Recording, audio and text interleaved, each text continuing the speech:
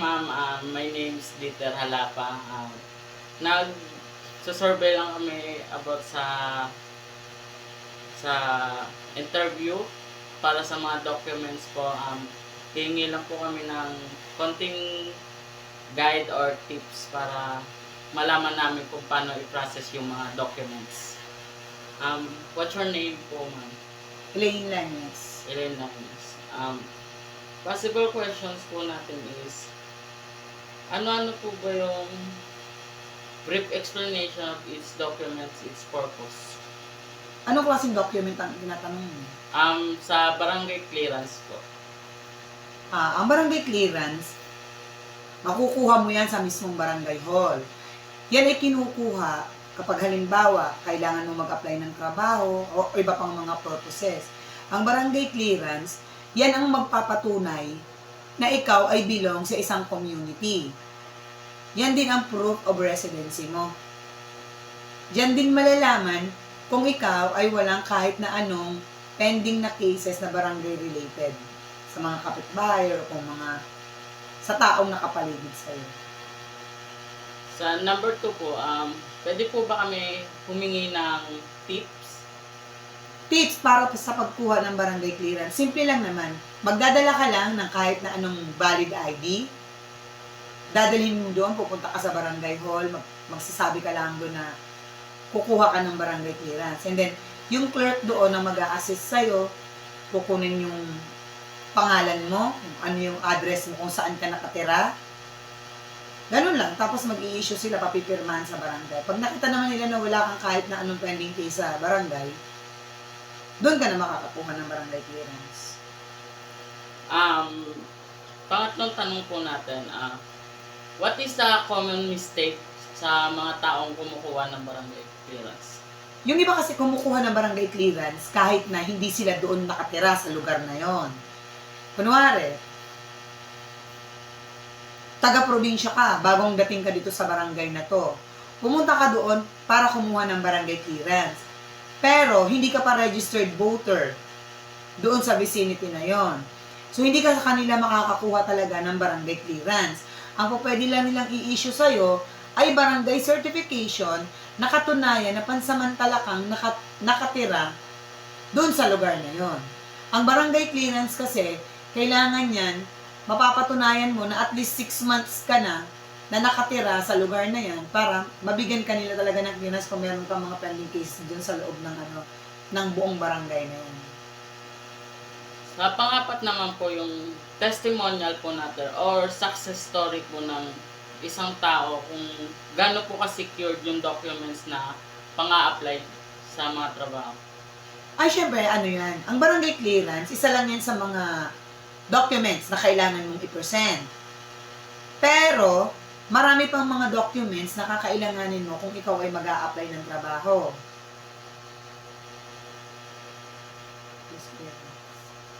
So, sa police clearance naman po, may mga ano din po yung mga dapat nating gawin or hakbang bago kumuha po ng police clearance. Sa pagkuha ng police clearance, kailangan may dala kang valid ID, barangay clearance, nakatunayan na nakatira ka diyan sa municipality na yan. Ano po yung mga tips na ibibigay nyo sa amin para sa mga hakbang? Ang pinakamagandang gagawin ninyo pag kukuha kayo ng police clearance, magdadala na kayo ng valid ID. I-secure nyo yung barangay clearance na nagpapatunay na diyan kayo nakatira sa lugar na yan. Kasi, pagdating doon, kung wala kang dalang valid ID at saka ng barangay clearance, hindi ka rin nila pwedeng i-entertain. Kasi nga, syempre wala kang proof of residency. So, kailangan, yung lahat ng details mo, dapat, kompleto. Para kapag in-enter ka nila sa system, doon nila malalaman kung may mga pending cases ka.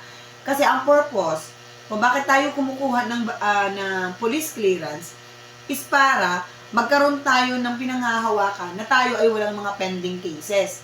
Di tayo lumalabag sa batas at wala tayong nakatagong kaso kung saan mang ibang lugar. Ano-ano po yung mga common mistake ng mga tao na kumukuha po ng police clearance? Ang common mistake ng pagkuha ng police clearance, yung iba kasi, kahit bago pa rin lang sila sa residence na yan, kumukuha na sila ng police clearance. Pero, dapat, kung saan ka talaga nang galing, kunwari, galing ka.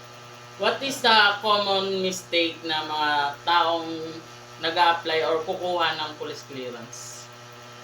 Common mistakes ng mga kumukuha ng police clearance, kumukuha sila sa hindi sila talaga resident doon sa lugar na yon.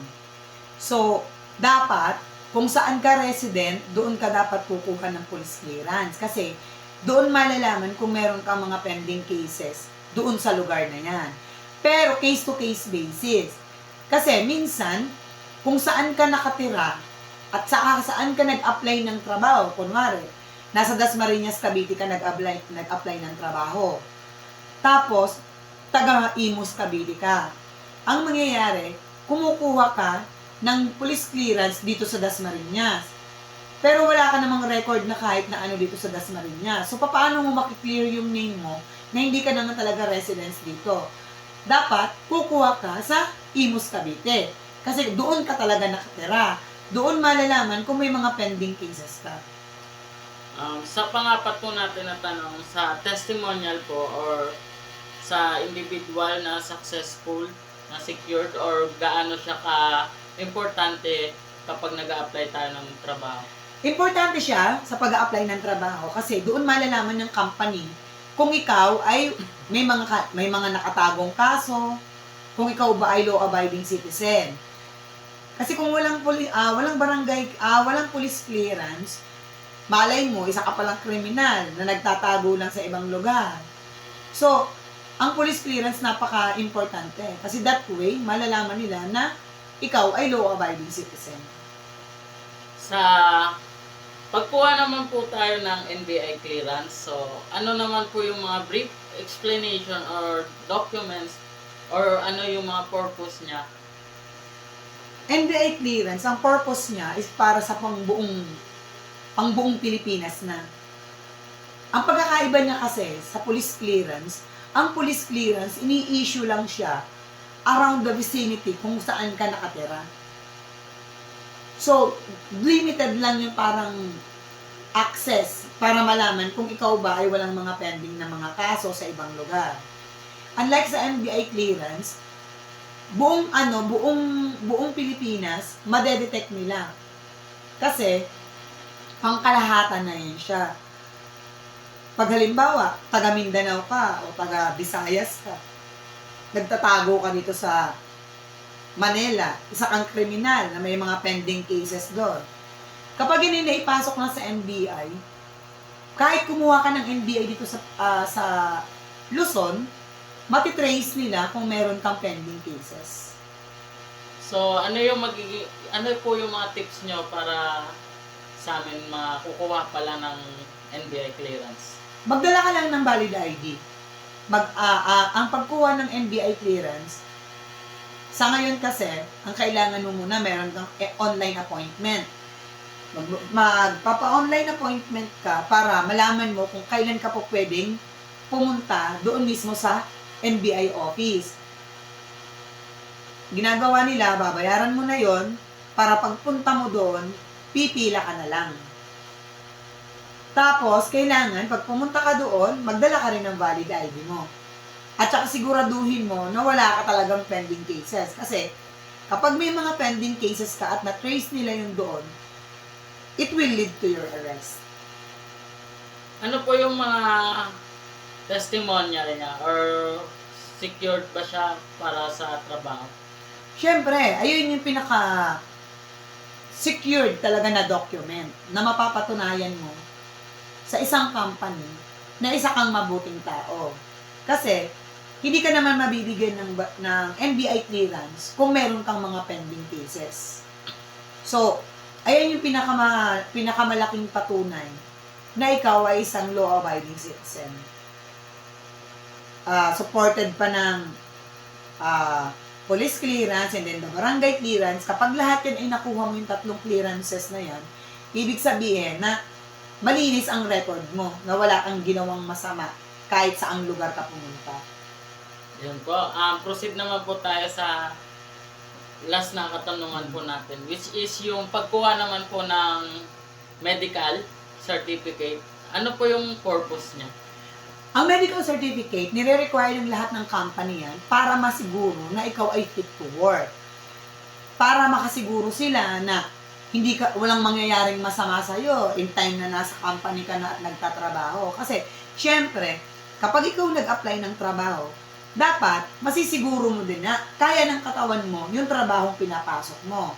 That's why they are requiring na ang bawat applicants ay magsasubmit talaga ng medical certificate para malaman nila kung ikaw ay fit para doon sa trabaho na pinag-a-applyan mo.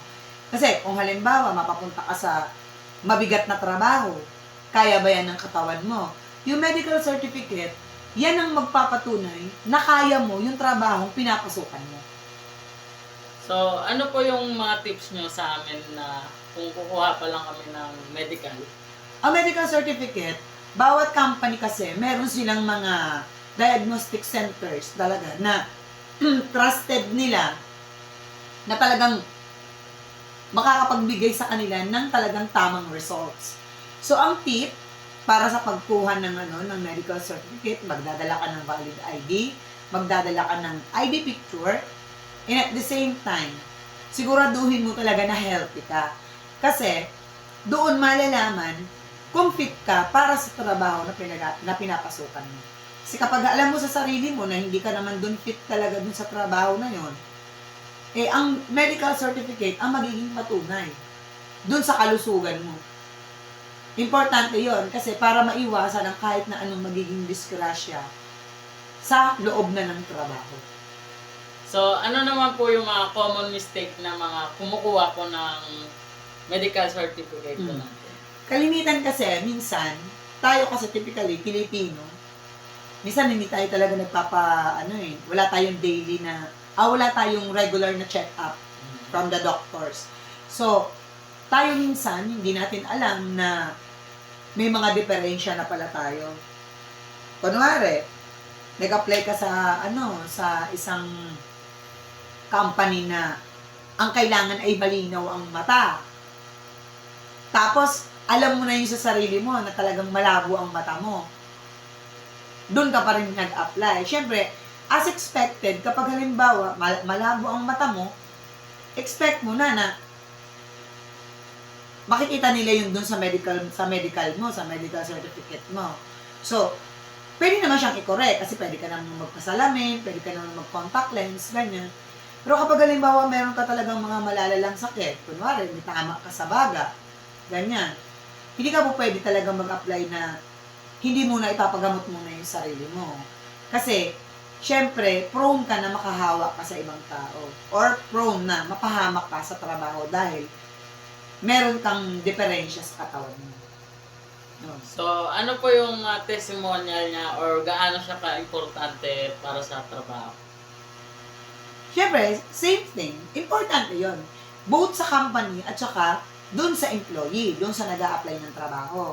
Kasi tayo dapat both sides magbe-benefit tayo doon sa trabaho.